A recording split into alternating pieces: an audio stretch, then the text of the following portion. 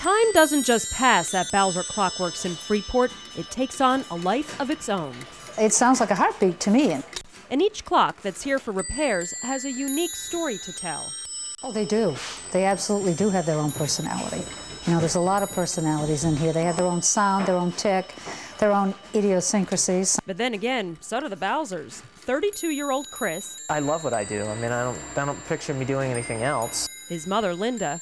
You're kind of the calm in the storm. That's a nice way to put it. And his father, Rick, the man whose curiosity, okay, even he admits it's an obsession, grew into this bustling business. I would like to encourage it as an art. And those that want to take it up as a profession, that's okay. In fact, Rick would welcome the competition. He recalls back in 1970 when his hobby of fixing wooden timepieces turned into a profession. No, I work for Casco Bank and Trust Company. Can't you see the relationship? One has money in it and the other doesn't. Simple as that. Since the U.S. stopped producing wooden clocks in 1851, Rick couldn't find parts when he needed them, so he started making his own. 34 years later. Now we build our own mechanisms, and we're finding that made in USA mechanisms are very much in demand. We get emails and letters from all over the world inquiring about our mechanisms, so we build large timepieces and small timepieces special order. Clocks created or repaired by the Balzers tick and chime all the way from LL Bean in Freeport to Japan and back to City Hall in Portland. These are my boo-boos.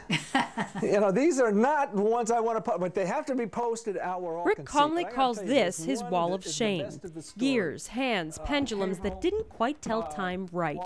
Lessons he learned on the path to saving this American craft. And when you see an old piece like this, one of the things you think of is all the different things that this thing has seen throughout its lifespan. This ornate orchestra has been telling time now for 250 years.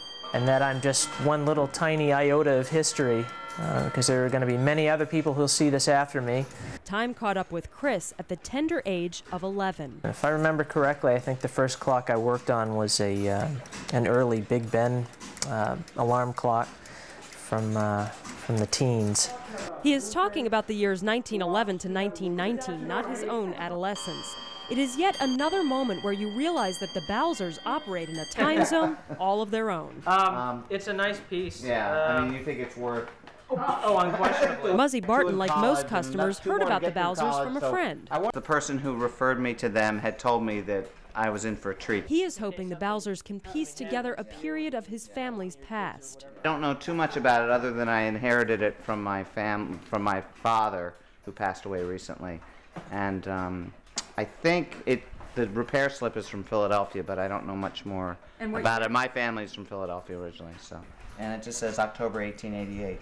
Crucial links to correcting what ails this clock. But Rick Balzer hears in Muzzy's comments something much more essential.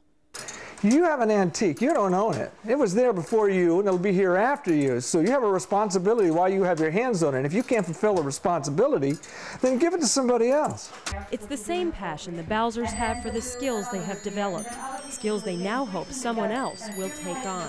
I've only met one other person who is close to me in age who's doing this type of work. Some apprentices do show promise, but none are young.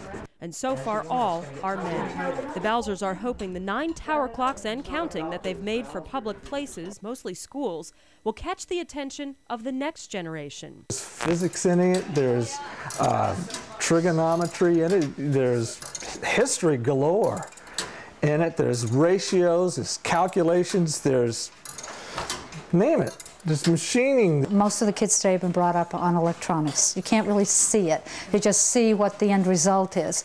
Kids really love mechanics. They like to see things moving. They like to see how things work. It's an attraction the Balzers have proven can be timeless.